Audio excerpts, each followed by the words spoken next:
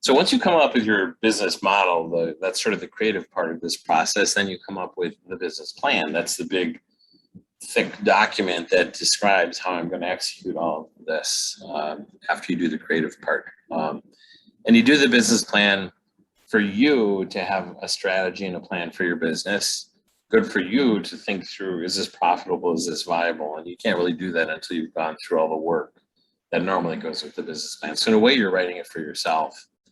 But then you're also writing it to get money from a bank, if you're talking debt, to get money from investors, if you're talking equity, and then maybe for some sort of partnership that you want to do. If somebody's going to acquire you, or you're going to partner in a joint venture kind of thing.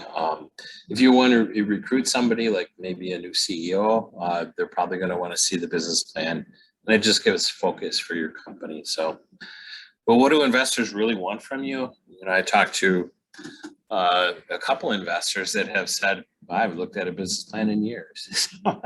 So you do all this work thinking they want to see the business plan. They don't always necessarily, at least venture capitalists, they'd like to see your pitch, and your pitch is going to be your financials. They want to know you thought it through. They're probably going to ask you for an executive summary, 2-3 pages. At some point, they may ask you for the business plan. So it's kind of unusual in a sense. I think you need to write a business plan, but it's not a given that every investor is going to ask for it. They're going to ask for your executive summary, that's for sure. And then when they do ask for it, well, first off, anytime an investor asks for something, don't make them wait. So if you say, yeah, I'll get you the business plan in 3 weeks, then they're just not interested in you anymore. So you should have it on the ready and to go. Yeah, you're going to. Years ago, I was looking at some venture funding. Yeah. And like a lot of the VCs, you just contact them cold and say, would you look at us? Yeah. And you know, a lot of them just said, send us your business plan, we'll take a look at it. Right. And I mean, I figured it was like a waste of time, because I mean, the chances of them looking at my business plan and then coming back to me were pretty close to zero. At least that's what I figured. I mean, it can take weeks, months to write a decent business plan. Yeah, it should take weeks or months to write a good one. Now, what they're going to look at usually is just your executive summary. Even if you send them the whole business plan, the first 3 pages are your executive summary. So 90% of the time, that's all they look at. And then if they're intrigued, they'll look at more. And they may not read it cover to cover. They're just like, geez, I wonder how you came up with these financials. And then they'll page ahead to that, almost like a resource. So I think it's good to have, but I wouldn't feel hurt or offended or like it's a waste of time if investors are not looking at it. That's at some point, you know, they may, and you need to be ready to give it to them. And anyways, you can't come up with a good executive summary until you've done the whole business plan anyways. So you need to do it for you and for your plan. But not always will the investor be looking at the whole thing. A nice source for information on business plans is the Small Business Association. They have all kinds of resources there, sba.gov. Now, there's no magic formula for how you structure a business plan. So if any of you are like have not been through business school or MBA, you know, maybe you're afraid and thinking, well, I don't know exactly how this should be written. There's no one right way to do it. It's not like there's a formula. But here's an example of how you can do it. And this just happens to be the structure used in the Wisconsin Technology Council business plan competition that's run every year that starts in January. So executive summary, which you write last because you don't know how to summarize something that you haven't written yet. 1 to 2 pages. Then go over what the company is, vision, mission for the company, a little bit about, you know, who owns it, what are the founders, when did you form it? It's a Wisconsin LLC. Then the main thing is your product or service, which is addressing some problem. Who's your customer? Customers are individuals. If you think about the aggregate of customers, that's your market. So what is the market? Sometimes you talk about how you market to those people. And then what's the competition? And then the financials. And there's 2 aspects to the financials. One is the financial statements themselves, usually just the income statement, and then the financing, which is different than the finances. You know, how much money do you need and what are you going to do with it? So, and then the team. Now, most investors will say, venture capitalists, they're mostly investing in the people. So the idea should be good. It should be addressing some clear problem, but they are really sizing you up. They're trying to see if you have what it takes to solve the problems and get this done, which is why they tend to like to invest in people that have done it before, 2 or 3 times before, which is sort of unfair if you're doing this for the first time. But they're doing it because it's an indicator that you can solve problems and get things done. So don't sell short how important it is to talk about the team. So and if the team is you know, don't be too humble, don't be arrogant either, but just sort of give them information that makes them think you can do this. You know, if you've raised grant funding before, maybe that's an indicator of this. And then bring in, if you don't have all of the expertise, bring in advisors that are sort of a surrogate for that. So if you have somebody who's taken a product to market for what you're trying to do as your advisor on your team, that helps as well. So, yeah. Some of the better business plans that you've seen, about how many pages would you say? And if you were to take a guess about how long it would be, like, a good business plan? Yeah, I think 20 or so pages, maybe. It doesn't help to go on and on and on. I mean, you should try to say things in a concise way, but there's a lot to cover here. So maybe 20 pages or so as a ballpark. And if you're spending, you know, concerted effort on this and you have some idea, you know, how to do this, it could be a couple of weeks. But if you're doing this for the first time, there's probably things you don't know or you don't understand. And then you gotta watch a YouTube video, or I'm sort of kidding, but actually that could help, or talk to people and get advice. I would say look at examples. Joe, you were gonna say something? Well, my question was, so the problem is that a lot of times, depending, you're pivoting off the time. Oh, when yeah. you're first starting, and so then your business plan gonna dramatically change. Yeah. Like, I know my exact summary changes a lot from, you know, one short period of time to the next, depending on if I'm gonna pitch to like a VC, or if I'm gonna pitch for like a grant, or if I'm gonna pitch to, so what, you just write a bunch of business plans? Or No, is it no. considered, like, Oh. you're not supposed to do that, or like? Yeah, so the comment is that your business plan is constantly evolving and your business model is pivoting. I mean, I would only view it as writing a bunch of business plans if you actually have dramatically different business models and you think they could both work. But really, I mean, first off, I wouldn't view the business plan as something you're ever done with. It's like you're never done with it. It's like a living document. It grows like we grow as people. We're constantly evolving. So yeah, and, you know, you date them and you give versions. So yeah, don't view it as a static thing. View it as a dynamic thing that's constantly changing. It'll be different, you know, 3 months from now, 6 months from now, always. But unless you're like a huge pivot, then maybe you have 2 tracks or something. So, yeah. That's the other thing, is don't let it feel finished. If you have this feeling that it's finished, that's probably bad. So you're going to stick with something that, you know, you're probably learning that it should change, but you feel like you should stick to what you wrote. Don't do that. You should constantly be changing it. So, now, once you've raised money and people are sort of holding you to a business plan, you need to keep them updated on those changes at board meetings, because they invested in some things. Yeah. And then that structure is for this business plan competition, this is the structure from the Harvard Business Review article. So you can see there's different ways to do this. But no matter what, you got to cover my product or service, the problem that I'm addressing, how is my product or service addressing it, who are the people doing this, and kind of what's the money aspect of this, the financial plan. In this case, they're talking about including a marketing plan. How do I sell to people? The financing plan, how do I raise money? I'm sort of adding at the bottom that if there's something scientific or technical here, I think you also got to cover intellectual property. What are my patents? Competition. Intellectual property is kind of related to competition. You got to talk about how I deal with competition, and patents are one way to deal with competition. So if you're dealing with a drug or device, you know, what's the regulatory path? And how am I going to finance this thing with an exit? So not just my financials, but how do I finance this thing? And investors want to know, how do I get my money back? So they want to know, if you're talking venture capital versus kind of debt financing, they want cash out of this thing. And the only way they can cash out of this thing is if they sell you in 5 or so years. So you got to explain this to them. How can you get your money back in 5 years? They call it the exit. So they don't want to hear that you want to run this business forever because it's making a lot of money. Which isn't to say that you can't keep running your business and making money. You just have to sell your business and yourself to somebody else so they can get their money back. So the only other way for them to get their money back is an IPO, and those are pretty rare. Because privately held stocks cannot be traded. So there's no way for them to cash out. So So can you buy them out?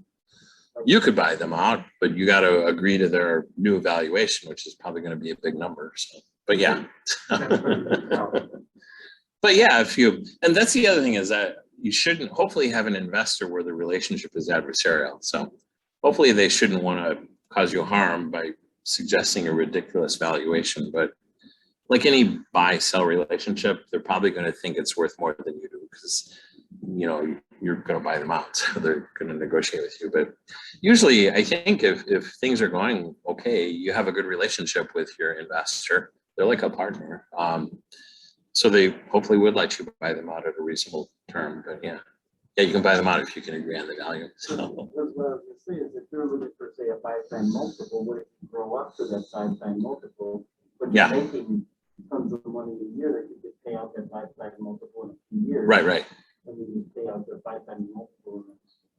Yeah, exactly. And I'll talk about how you value companies in a second, but it's basically what you said. So if you have a certain amount of revenue per year, and one way you could say the valuation of the company is 5 or 10 times that. So if I make, $100,000 a year, then maybe I'm worth between, $500,000 and $2 million, and you can negotiate that. But for most industries, there's a expectation of what multiple you can sell at. So, yeah. So just talk quickly about the management team, the marketing, and the financial plan, and then get into revenue projections. So I kind of like this. This came from the startup Wisconsin folks. You can think of the team as obviously certain kinds of expertise. Maybe you got a technical person and you got a business person and you got a salesperson. That's probably how you're thinking about the team. But you should also think about it in terms of kind of personality styles. And I often think it would be useful, and I think I was talking to one of you about this, to personality type yourself and see where your strengths are and where your deficits are, and you hire for where your deficits are. But kind of the 3 categories of people that you can think of that are sometimes needed in a startup is the hacker. That's the technical expert that knows how to build the thing that you're talking about, whether it's software or a drug. The hustler, that's the salesperson. So sometimes the technically good person might not like the idea of doing sales and business development and all that goes along with that. They may or may not. The hipster, that's the kind of style design person. I think that applies more when you're talking about software or things where there's an important user experience and style aspect. So obviously Steve Jobs had a good sense of style, kind of minimalist style. So Steve was many of these things. I guess he was 2 or 3 of these. The hacker was Steve Wozniak. He was the technical expert. So That's a really good slide. yeah. Oh, everything together. Yeah. Sense of concept. Yeah. And it's good to sort of figure out where's your comfort zone. It might be with 1 or 2 of these things, but not all of them. And then the handler, that's basically the CEO, the person who's going to manage all of this and organize it. It might be one of those other personalities that rose to the top. So, okay, so then in terms of market, and when you're thinking of revenue projections, you can take a bottom-up approach, which we will in a minute, or a top-down approach. You can think, how big is the market and what fraction of that can I capture? So that's one way to think about revenue that you're going to get. So for instance, the diabetes market by region in America versus Europe versus Asia, that might be the entire market worldwide for diabetes treatment. That would be the total available market for that disease. But there might be a subset of that that you can actually serve for one reason or another. That's the served available market. And then there's a piece of that you decide to go after first because you have a limited marketing budget. So it's sort of a practical thing. So the total available market is the whole pie of what I could pursue. And when you're pitching to investors, it kind of annoys them if you just say, it's a $4 billion market, because they're like, that's wonderful, but what fraction of that can you realistically go after? You know, there's probably a subset that your product or service is more applicable to. So, and then a subset of that you're going to start pursuing first. And a lot of times when people have software companies, they think, well, it's software, so I could sell the entire world initially. Well, you got to spend marketing dollars somewhere. So you probably choose a geography, even though you're on the internet and you could be everywhere. So, so you think about when you present the market, you present it this way to investors, and you talk about, you know, what the total available market is, but this is what we're going to pursue initially, and it's a much smaller number. And it should tie in with how you're going to do your sales and your channels and so on. So, and then of course you have to say, well, what fraction of that target market could I capture for one reason or another? And obviously you're guessing a little bit, but it depends what the competition is and how you're different. So that's kind of the top-down approach. It's $1 billion market, but I can, you know, realistically only serve 10% of that market. So it's a $100 million market, and there are 3 or 4 competitors in there already. So maybe I can only capture 10% of that. So that's the top-down. It's like, this is the total thing, and what's the fraction I can go after?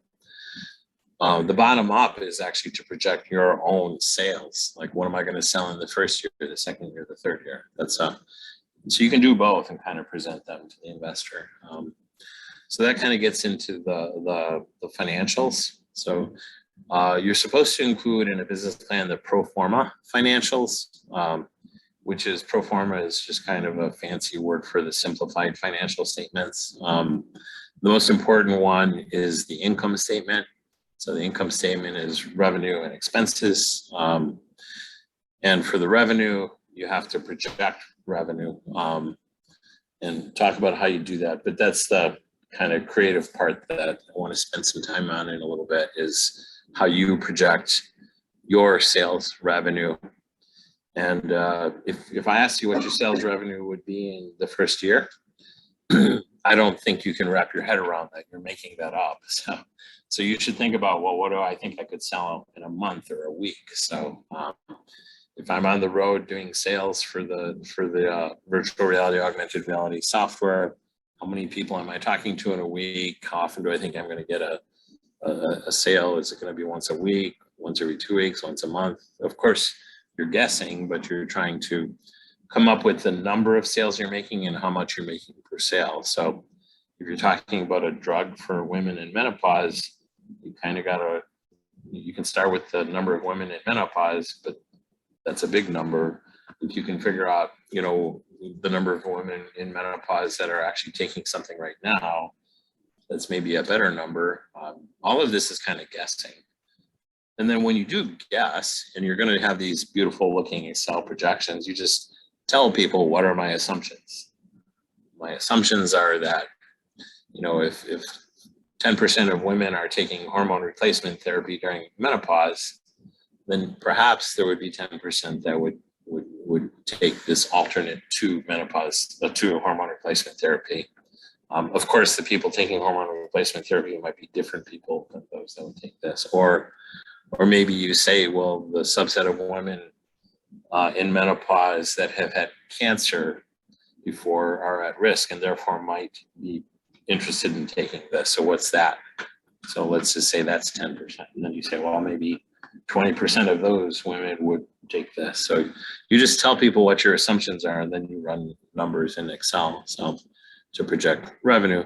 And then of course you have to figure out, if you're talking about a drug or a device, how much people are paying. And the best way and we'll talk about how you figure out, how much people might be willing to pay as well, as well. So the financial statements, the pro formas, so an investor might say, could you show me your pro formas? So then you gotta say, well, what do you want? Is the income statement good enough? You could ask them. And by the way, the income statement is also called the P&L statement, the profit and loss statement. I don't know why business folks like to have multiple names for things to confuse you, I guess. The P&L is the same as the income statement. There's 4 financial statements. The income statement is one. The income statement is how you decide if your business is doing well, if the business model is working. So you're tracking maybe on a monthly basis, revenue versus expenses. So basically, are you making a profit? So the goal of a business is not to generate a lot of revenue. The goal of a business is to generate a lot of profit. Because you might have things you're selling where you don't make much profit at all, and maybe you shouldn't put a lot of emphasis in that. You should put more emphasis where you're making more profit. So think in terms of not revenue, but revenue minus expenses as well. So the balance sheet is how financially sound you are. So that's all your assets minus your liabilities. And the simplest thing that you might be familiar with for a balance sheet is your home. So if your home costs $200,000, that's the value of the asset. That's the asset. And then if you have a $150,000 loan, that's the liability. So 200,000 minus 150,000 is 50,000. That's your equity. So assets minus liability is your equity. So it's really how financially sound you are. And 2008 in the Great Recession, people were underwater. That meant the liabilities that they had exceeded the value of the asset. So that's bankruptcy. So I was talking to a venture capitalist one time about, when he's negotiating for valuation for companies, he says, balance sheet, because I want to know how desperate you are. Are you underwater right now? In which case you have zero negotiating power. So it sounded kind of cold and cruel to me, but that's the harsh reality. The balance sheet is just how financially healthy you are. So cash flow is how much money you have on hand at any point in time. Basically, we're all familiar with that. Maybe I get paid in 2 weeks, but I have to pay my credit card bill today. So I have enough money. I just don't have enough money right now. When you're running a business, cash flow is really important because you got to make payroll. So you don't pay people, you kind of lose their loyalty right away. So that's the stress for people that have businesses is cash flow for payroll. And statement of shareholder equity, who owns what. So those are the 4 statements. So if you take an accounting class, you'll learn about the 4 financial statements. Investors mostly care about the income statement because it's like the scorecard for how well your business is doing. So this is all what accounting is about. So if any of you have not taken a business class or business degree and you wonder what you're missing, that's accounting. Accounting is really the way you keep track, keep score. Determine if you're making money, if the investment is paying off. Those that want to loan you money or invest in money want to see your financial statements. When you get money, we get money from Wisconsin Economic Development Corp, from Brightstar, from other investors. Eventually, they want to see all your financial statements. And if you're not an accountant and you don't know these things, no big deal. You just pay an accountant to do this for you. So keep your books, your financials clean, and then you can pay an accountant to generate the statements for you. You can dabble in using QuickBooks if you want. It's not that hard to learn. So QuickBooks would automatically generate your financial statements for you. So the accounting equation, assets equals liability plus equity, or if you rearrange it using some algebra, assets minus liability is equity. The way we're familiar with that is with home ownership. So the value of the home minus the debt is the equity that you have. So same.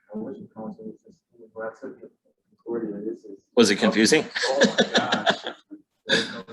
Yeah. Well, I've been iterating this lecture for 10 years now. Plus, you just, when you're not going to major in accounting, you just kind of want the bottom line. Plus, if you're an accounting professor, you love it so much that you're wandering in the weeds and you're forgetting that people don't know the big picture yet. So here's some examples of balance sheet with a little more detail. So assets can include cash. So what's in your bank account? Assets also include accounts receivable. So somebody purchased something from you, but they haven't paid you yet. That's like valuable. That money is coming, so you treat it as an asset. So inventories. So I think of pharmacies. Pharmacies have an incredibly valuable inventory. Those drugs that are in-house and being stored. So those are all assets. They can be sold pretty quickly, so they're kind of liquid assets. But you also have the property that you own and the equipment as well. So you can add those all together as your assets. Liabilities, obviously debt, if you have like bank loans and things like that. But maybe accounts payable. Maybe you purchased something, but you haven't paid for it yet. So that you're going to have to pay for it. So that is on your books as a liability. Now, whether you treat that as a liability now or when you actually pay it, depends on what kind of accounting you do. So this is a kind of a buzzword that you need to know if you're going to work with an accountant, is do you do cash basis or accrual basis? So do you count that liability when you incur it? So I purchased something, now I owe you something. Do I count that the moment I purchased it, so now I have a liability, or do I count that when I write the check and send it to you? So cash basis is how we all do our personal accounting and books, but accrual kind of makes more sense. It's when that money is sort of encumbered to you or away from you, you count it at a different point in time. In any case, when you do your accounting, if you're going to do QuickBooks, you have to decide, am I going to do cash basis or accrual? Cash is what you're familiar with because that's what you do with your personal finances, but companies tend to do accrual basis. So cash flow is just cash on hand at any point in time. Sort of liquid assets, money that you can spend at any point in time. Again, I think the main concern about cash flow is that you can pay your bills when they're due, including payroll. And companies will have to do short-term loans to make payroll. So if you can't make payroll, frankly, you gotta make payroll. So you have to borrow that money at a high interest rate so you can pay your employees, and then you pay it back in 10 days. It's kind of the payday loan things that you never want to personally happen in your life. So unless you're in a startup where your employees are actually understanding of getting their paycheck delayed 10 days, that's just generally not a good thing. The main financial statement that we're focused on is the income statement. So that's revenue and expenses. So you just, in Excel, you would list rows of revenue. If you have one product you're selling, maybe there's only one row. But if you have multiple products, you would have multiple rows, and then you have expenses as well, and you subtract those two things, and that's your profit. So for instance, you have maybe sales revenue and investment income. Maybe you have stocks that you hold, or maybe you have properties that you're renting out and you have rental income. So your revenue could be more than just sales. And then expenses, one main category of expense is something called cost of goods sold. So whenever you sell something, maybe you paid for the materials that went into building that thing. So Jason, you are selling chemical probes that people buy, and you paid somebody to manufacture those for you. So however much you paid per milligram to have that made, that's your cost of goods sold, per milligram. So this makes sense for physical things. It doesn't make sense for software. There's no cost of goods sold. So, back when you had DVDs, it was the 50 cents that the DVD cost. So all of your expenses in the case of services and software is not cost of goods sold, it's operating expenses. So here's another example of an income statement, very high level stuff. So if you take the total revenue and all you subtract is the cost of goods sold, you have a kind of profit that's called gross profit.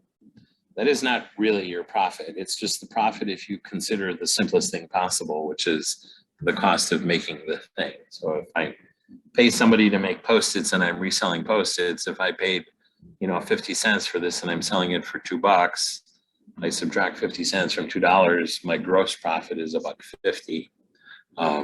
If I'm selling an ELISA assay to somebody, you know, what are the costs of all the ingredients that go into the ELISA assay, the antibody, the plate, all of that stuff? That's my cost of goods sold.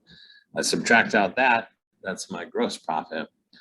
That is not your total profit. Then you have to subtract out all the other stuff. I have to pay my rent. I have to pay my utility bill. I have employees. So that's all your operating costs.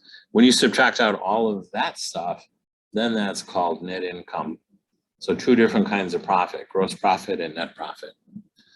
And I don't know why in business we use the word income and profit interchangeably. It's really confusing. Net income, net profit, same thing. So I don't think I hear the word gross income, but you do hear gross profit. So it's gross. In other words, it's kind of simple. It's crude, gross. I don't know. However, you can remember that it doesn't include all your expenses. So some people say, you know, might say, well, what's your gross profit, or what's your net? Or if they say profit, I think they mean net profit or net income. If somebody says, what's your gross profit or your gross margin, they're just asking you to subtract out your cost of goods sold. They know you have other expenses, but they know that's hard for you to calculate. So somebody might say, what's your profit margin? You know, that's percentage. So if my cost of goods sold was 50 cents and I'm selling it for, well, okay, let's say my cost of goods sold is $1.50 and I'm selling it for $2. So that's 50 cents divided by $2. So that's 25% profit. So your gross profit margin is the percent profit that you have when you subtract out cost of goods sold. So your gross profit can be expressed as a percent, and then you call it the gross margin. So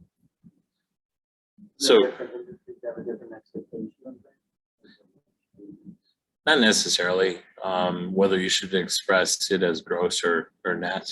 Yeah. Well, obviously, I mean, if you have a kind of product where the cost of goods sold isn't really a consideration, or it's kind of insignificant, then they probably want the net profit. So sometimes there's some things where the profit margin is huge too, especially patented things as well. So you're gonna add something to her. Yeah, so my gross margin or gross profit is really high, but the software took 2 years to develop. Yeah, you have to fold in all that expense. So Like over a period of time, I guess. yeah. You know, when you think about your financials, there's sort of your startup cost, your R&D. That's sort of your upfront cost. But then you have fixed costs that continue over time. That's different. So when, you know, say you spend $50,000 or $100,000, these numbers are probably not at all accurate, to write the code and the software. That's kind of your upfront cost, like your R&D cost. But then say you're selling products and you have a salesperson and maybe a development person and you have a lease. That's a continuing fixed cost. That I would count against your profit. The R&D cost that came before, that's more like your startup costs. And you got to figure out how long does it take for me to pay back my startup costs with my profit. So there's like three things there. There's the variable cost, which is the cost of goods sold. It's proportional to the number of things you sell, how much it costs to make a milligram of your drug. There's the fixed cost. That's the cost that I have to keep my business going day to day. And then there's the startup cost. That's the cost that I incurred before I started selling stuff. So, yeah, like for a drug company, you might spend $50 million to get your product to market. You know, that's not something you subtract from your profit going forward. So, but as you have profit over the years, you do want to sort of calculate how long does it take me to pay back that $50 million. So, yeah. So what the income statement versus operating expenses, Yes. can that also be called overhead expenses, overhead costs, and then you just break down everything the same way, right? Exactly. Yeah. Okay. Yeah. The operating for the most part, I think operating expenses is essentially overhead. So Okay. the cost of the building, the cost of the people, things like that. So, and then you probably know this, but when you use the parentheses, that means negative. So, here's another income statement just for comparison, so you can see what people list. You're going to come up with one of these, and obviously you're going to be guessing at a lot of these numbers, but rent, utilities, insurance, actually those numbers are probably not a significant part of your business anyway. So yes, talk to somebody, see what they pay for rent, what they pay for utilities. Really the big thing is salaries. So you should just figure out how many employees do I need, what are their skills, and check salary.com to see what they get paid, because that's going to be your biggest expense. There are these other things that come later. Interest expense, if you're paying interest on a loan, taxes, income tax. Sometimes if you have capital stuff, there's depreciation. Those things here. So this is maybe more realistic what an income statement looks like. It gets a little more complicated. So, but just so you can see the kind of things that are included. So if you subtract out cost of goods sold for whatever this is, it's something that requires raw material. So maybe it's manufacturing some product, like could be a pen, it could be a book, it could be a drug. So shipping, that's your gross profit. Then you have all these other things, these other expenses. You'll notice at the bottom here, you have what looks like net profit, but we haven't yet subtracted things like depreciation, interest, and taxes. So you're probably thinking depreciation, interest, and taxes is kind of like a boring thing. So, it really, depreciation of capital equipment and interest and all that has really nothing to do with whether your business is working well or not. It has nothing to do with whether you had a good business model. So for that reason, people like to have a number that is the revenue, the profit, before you've subtracted out these boring things. And that has a fancy name in accounting called EBITDA. So you can always tell somebody's an accounting nerd because they know EBITDA. EBITDA stands for earnings before interest, taxes, depreciation, and amortization. So EBITDA, you can just think of it as profit. So if you're, but if you subtract all these things, then that's net income. When you do your income statements for your businesses, I wouldn't worry about things like interest and depreciation and taxes, because they're kind of insignificant and you don't need to worry about it. So you're probably not going to have a line that says EBITDA, you'll probably just have net income. But I just wanted you to know about EBITDA as well. So let's see. And I thought, because I want to imprint on your brain EBITDA, see if this works or not. So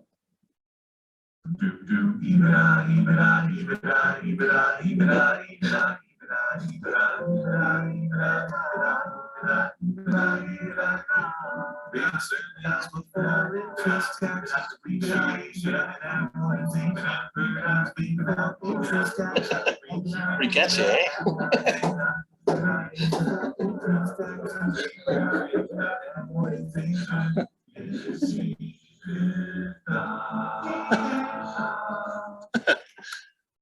To honor my father-in-law, who was a barber shopper. Let's see, if I don't close this, the next YouTube thing is going to come on and could be something embarrassing, or who knows. So anyways, EBITDA is important. So just because it has a strange acronym, don't ignore it. So it is kind of like profit. You should think of it as profit as well. So, and I'm going to talk about EBITDA in a little bit, because it's how you value your company is looking at EBITDA. So when it comes time to finance your company, and you need to finance it to buy the equipment, to pay for people's salaries, to buy materials. You got two ways to do it, equity or debt. So you're going to do yours with debt, and you guys are looking at equity. Although Jason, you did some, well, it was debt, but it was like forgivable debt, right? So No, I don't, I mean. was it all equity, or what was it? It was. No, it's debt and slash grant. Oh yeah, okay. So it's like economic development organizations like MEDC. want to help companies get going. So they give you what looks like a loan, but they basically forgive it. So it's like Yeah, if you take the two, that's essentially, yeah, it's the nominal cost for, given the amount and everything else that is provided. okay. So, so it's useful to think a little bit about this. I mean, I'm sure everybody knows what debt is, but think about it a little bit. The people that you owe money to, the bank, they do not own your property. They don't own your company. If you fail, by the way, if your company fails, the banks get paid back first. The investors do not get paid back first. So debt gets paid back first. How is if your company is wildly successful, the bank will only get their money plus interest. So banks are not into taking risks. So they don't own your company. Of course, they will take your company if it's the only way they can get their money back. But yeah. I think this kind of ties into this. Can you please explain like the loans? Oh, those are kind of like, yeah, do you know somebody that got one or? No, I've heard about them, but I don't know if that's for like startups or just for like businesses that's struggling to help pay like cost or Yeah. their employees. I don't know what that loan is. So the PPP loans, my understanding, and anybody else can chime in, is during COVID, businesses were struggling, and so they could make a case that they needed this PPP loan because they were struggling during COVID. And the understanding was that this would mostly be forgiven, at the end of it all, so that you wouldn't have to pay it back. But it starts out as a loan. And the idea is that if you meet certain milestones, which I think were pretty simple, that loan would be forgiven and you wouldn't have to pay it back. And I know some companies, startup companies, including Rhythm, that's the class there, they got a small PPP loan as well. And then it's forgiven and you didn't have to pay it back. I don't know, does anybody else have any experience with? Yeah, we got like a couple of PPP loans and, it was like for us, it kind of. Yeah.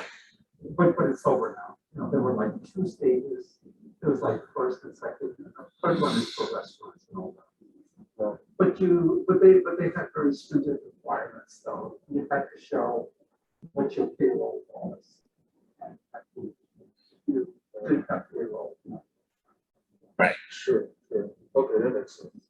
Now, banks can't afford to forgive loans, but the government can. So the government's trying to help companies. So it's government finance. And of course, the banks give the PPP loans, but they get the money from the government. So, so debt is one way to finance your company. Generally, it's very hard to get a loan, government loans aside. It's hard to get a loan unless you have enough revenue to justify to the bank that you can pay it back. So the joke is you can only get money when you don't need money. So you need to prove that you have a steady revenue stream for that. So whereas equity is ownership in your company, you're selling a piece of your company for money, and you're also giving up some control of your company for money. So the people that are investing, they get some voting rights, and maybe they want to be on your board of directors. They will not get paid until the banks get paid, because debt takes priority over equity. Equity pays off big because they're taking risk. So debts need to be satisfied first. And so that's what venture capitalists do.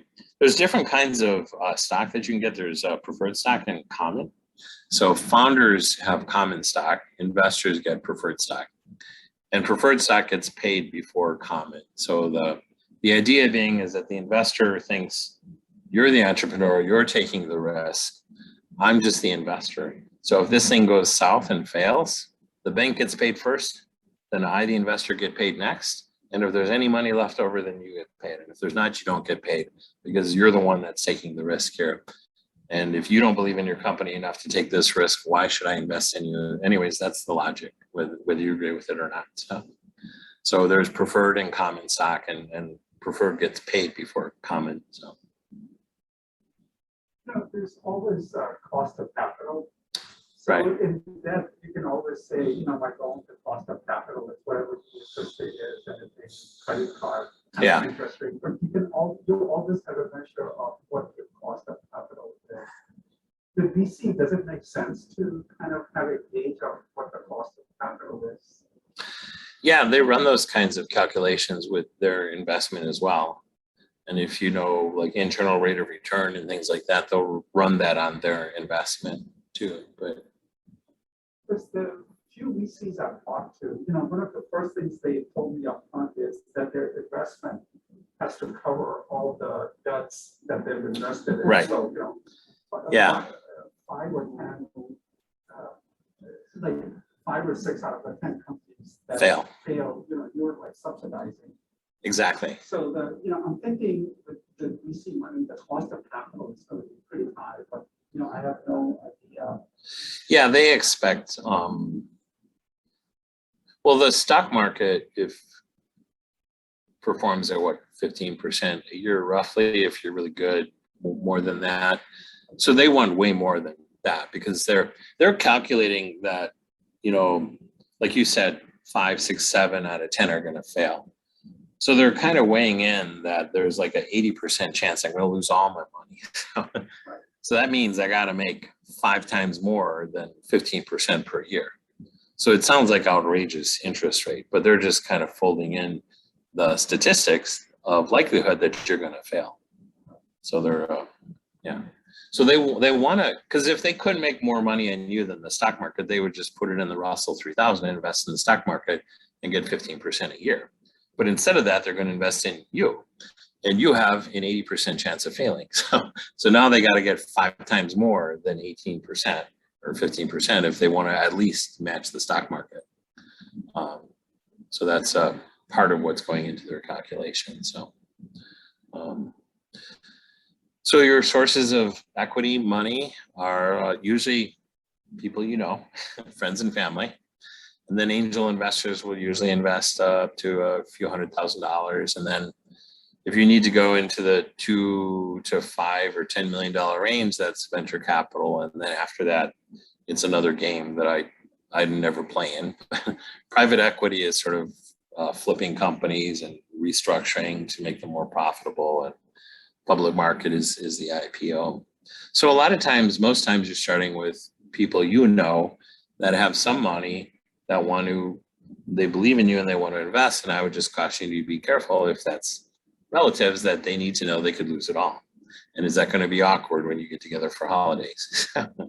So just they need to know that they may be giving you money out of emotion and they like you.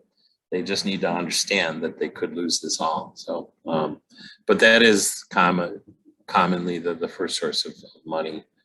Angel investors are basically wealthy individuals that are accredited investors, which means their net worth is over $1 million, which doesn't include their home, but it can include their retirement. So that sort of thing, which is a good group. And then grants are best. Grants are like free money. So as well. So how do you value your company? So when an investor is going to invest in you, there are different ways you can value your company.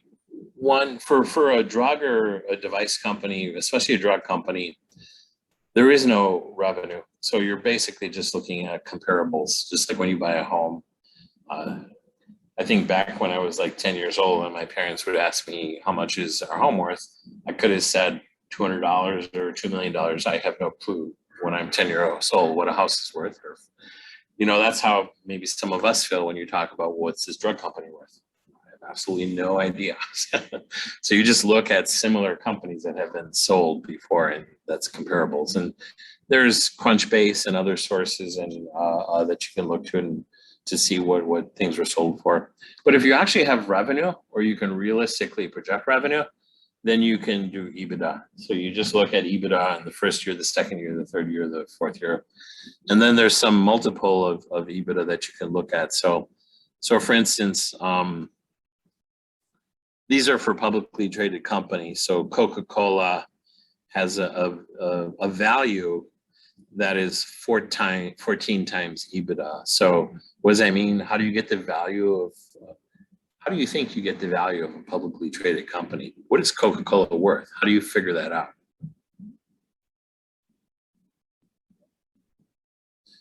Well, one thing you can do is count up the whole number of shares of stock that are out there and the dollars per share, and you multiply those two. So that's the market capitalization. So that is, in theory, if you calculate what the market is saying Coca-Cola is worth, it's the market cap. It's the number of shares out there times the cost per share. So, Doesn't the company dictate both of those? well, no, the market cap, that's controlled by the market. That's Because like, with the company can set the share price, right? no, only when you do the IPO, Um, the market decides. Like I bought Moderna stock and I just watch it fluctuate wildly. So the CDC says something, boom, it goes up. You know, people get scared about this, boom, it goes down. It's psychology as much as reality. It's how people perceive things. So that's the market cap. That's like the value of the company. But then if you say, well, what do I think it's really worth? You ask an accountant and they calculate EBITDA. You know, this is how much money we made in a year, profit basically.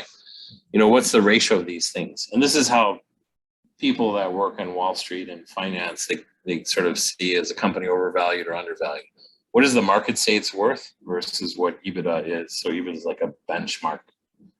EBITDA is like reality. And the market is what people say it's worth. So something is like, and I think Moderna is trading at way above EBITDA. So probably I should sell it, but you can look at these are called multiples. So the valuation divided by EBITDA. So these are just some examples of publicly traded companies. This is how you calculate it, which is what I just said. But this is a useful thing to know. So this is like a tidbit for those of you that are in healthcare and health tech. So what are companies valued at as a multiple of EBITDA? So hospitals, healthcare information technology companies, you see 14 times EBITDA. Specialty pharmaceuticals, biotech. Overall, we're talking 10 to 20 times EBITDA. So if you're having revenue, which you can kind of equate to EBITDA, you know, after you subtract cost of goods sold and other things, then just multiply that by 10 or so on. So that's what I did. I'm working with a company here that is projecting sales of a diagnostic in the form of an ELISA kit, and they projected a certain amount of revenue in the first year, and then we make a case to an investor how much it's worth, and we say, well, we think the value is 15 times EBITDA. So that's one way you can value your company. So that is kind of the bottom-up approach. So instead of saying the market is $1 billion and I can capture 10% of that market, you say I'm going to have $5 million in sales in the first year in EBITDA, and I'm going to multiply that by 15, and that's what I'm worth. So there's two approaches to valuing. You know, top down, split up the market, bottom up, how much revenue do I think I'm going to have, and then a multiple of that is my valuation. But that leaves you with the challenge of coming up with your revenue projection. Still, you have to sort of come up with that number, and then you can multiply it by 10 and say that's what my company's worth. So you still need to kind of do the revenue projection, which is the income statement, which is mostly what investors care about. The simple way, if you're going to put this in your business plan, if you do it properly, it's probably an Excel sheet with, you know, depending on what you're selling, 3 or 4 lines of revenue and 15 or 20 lines of expenses. And when you subtract that cost of goods sold, that's gross profit. And when you subtract out the rest, that's net profit. And if you want to get really granular and, you know, accounting nerdy like, then you're going to add this EBITDA thing in there. But you don't put all the complicated stuff in the business plan, because these are investors that like things presented in a simple way. So you give like a summary. So maybe you just have the revenue and cost of goods sold, subtract that, and then just group all your operating expenses together. And then that's your net income, which is the same thing as operating profit. So how would you do this? So this is getting to the creative part. So I'm almost done talking at you guys, and I kind of want to get on the whiteboard and think about how to do a revenue projection. But this is kind of how you break it down. So it's too hard to think of 5 years. Even 1 year is kind of hard to think about. Maybe you can think about a month. But you really need to think of two things. How many units am I going to sell of whatever I have, and how much do I charge per unit? So you need two things. You need to come up with the price and how much you're going to sell. And then you multiply these things, and then you plot it over time. And this is what you show to investors. So this is the revenue you're projecting, and then the expenses as well. So so how do you price? Okay. Yeah, so you're looking at the thing you're selling, product X. So you sell 100 of them, say, let's say 1,000 of them in a year. So A is 1,000. And then how much do you charge for them? You know, $10. So it's $10,000. So really, you would have a row in your Excel sheet of number of units sold. You really don't need a row of price because the price is the same everywhere. So you probably just have that fixed in your Excel sheet. So to do this, you have to come up with price. So how do you come up with price? There's three ways to come up with price. So you could look at it from the point of view of how much does it cost me to make this thing, and then decide how much profit you want. So, you know, it's cost me $100 to make it, like 20% profit. So you add 20%. So to that. So that's cost plus profit you want. Even if you do that, you still have to look at what the market is doing. What's the competition? So what are other people charging? So I was working with a company that is developing a diagnostic assay, and the market is, you know, maybe $50 for one version of the assay and $500 for the follow-up assay that's much more rigorous. So do we charge closer to 50? Do we charge closer to 500? We can capture one market if we go for the lower amount. But if we go somewhere in between, can we capture both markets so that we basically dominate in both places? So hard to know what's going to work. And so we talked to 20 different lab managers to see, what would you do if we priced it at this? You know, what would you buy it at? So you got to look at what the competition is doing, because you're competing with them. You want people to buy yours instead of the competition.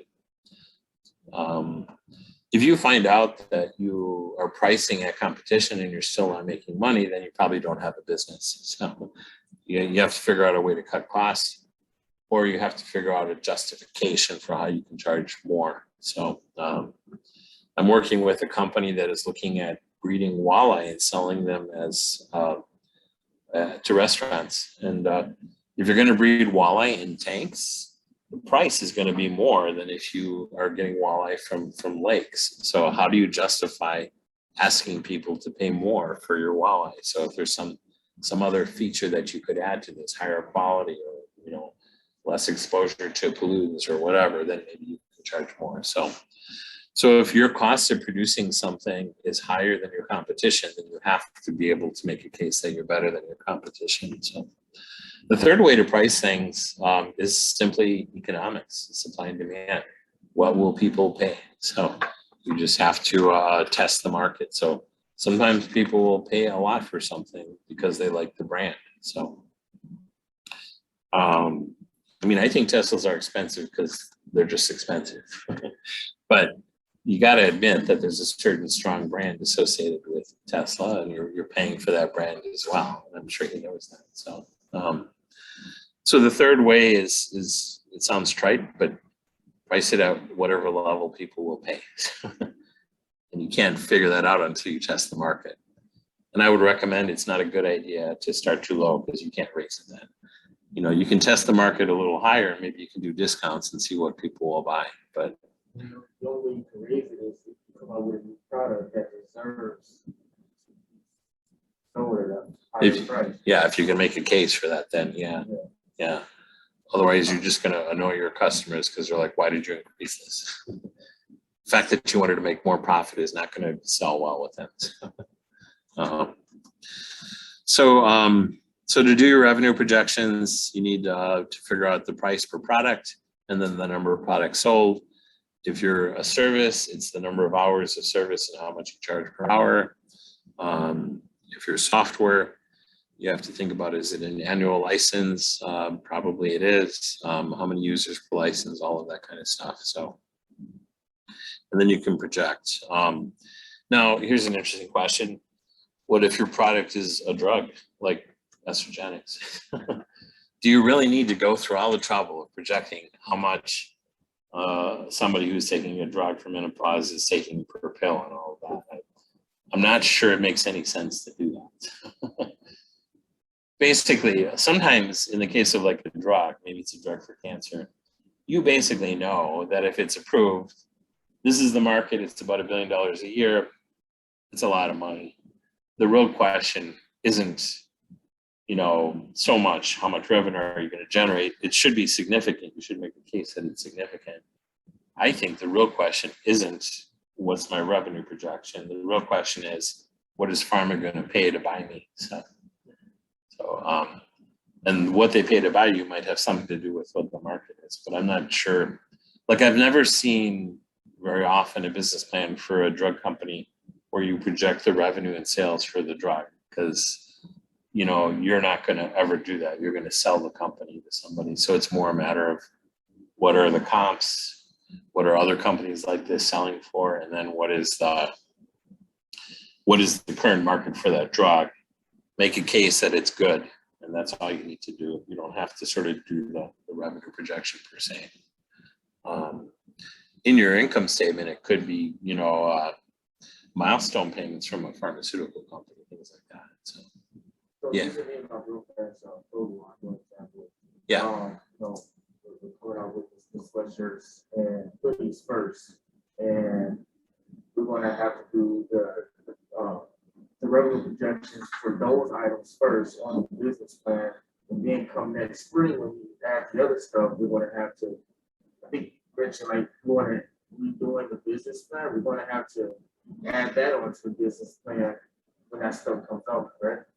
Yeah, but you already are planning on launching a second product line in a year, so you should put that in your Excel sheet like now. Well, the only thing is because we have an idea of what the cost of the goods sold of a hoodie is going to be. For example, $11 to buy the hoodie and $4.25 for the embroidery. Right. On the hoodie, so $15.25, whatever for the hoodie. We got an idea, but we can't really, because we haven't looked at like t-shirts and stuff yet. We really don't know what the cost of t-shirts are out there. We don't know the cost of embroidery on a t-shirt until we actually start doing research. Does that make sense? Like, we have focused so much on the hoodies and sweatshirts because that's what we're coming out with in November. Well, for yours, I would still now project if you're doing hoodies now, project that. But I would also project the t-shirts next year. Even though you don't know those numbers, you can probably guess pretty close. Okay. Yeah. Yeah, sure. I'm going to guess a t-shirt's a little less expensive than a hoodie, and the embroidery is about the same. So Yeah, probably like $4. yeah, all of this is kind of guessing. You do your best to get information, but Yeah, and I think that's what we've been doing. Like, for example, we're going to come up with 80 sweatshirts, 80 hoodies. That's $160. 160 units. Just for example, selling $30 a piece. Right. So $30 times 160. That's the revenue for that month, and then you take out the cost of goods sold, and then the other operating expenses, which would be the annual GoDaddy fee of $150 to keep our website running. We yeah, have a lot of overhead costs because it's an online business, so we're Right. setting no risk. yeah, that should all be pretty doable with this kind of thing. And I'll show you guys a template. I mean, if you think of an example, use the shirt example, the hoodie, but a hot dog stand, you would have, how much do I charge per hot dog? How many am I projecting to sell in the first month? You got the hot dog, you got the bun. What's the cost of goods sold for that? You're paying the person that's running the stand. So you can kind of run that. Here's for a software company, so a little more complicated than the hot dog stand. this is one way to do it. So you don't have to, there's no like restriction on how you do it, but I kind of like to, in the first year, I like to go maybe by quarter. And then the second year, the third year, and then I kind of like to project into the future, you know, maybe you're going to launch another product line and see where that goes. So you could do this however you want, but I like the idea of getting kind of granular the first year and then a little less granular as time goes on. And, you know, the reason for going 5 years out is just how big could this thing be? That's really the question. And when you're projecting 5 years out for your businesses, you're probably thinking of adding a second or a third product line or expanding the geographic reach of where you go. And if it's a drug or device, the most common thing is, okay, first, maybe we'll get approval in the US, and then we're going to try to get approval in the EU and Japan. So then the numbers are going to spike in those other years. So, but for software, you know, here we were thinking licenses, individual licenses versus sort of a bulk to a corporation. So we kind of projected, you know, total revenue based on numbers sold. So if we're selling 1,000 licenses,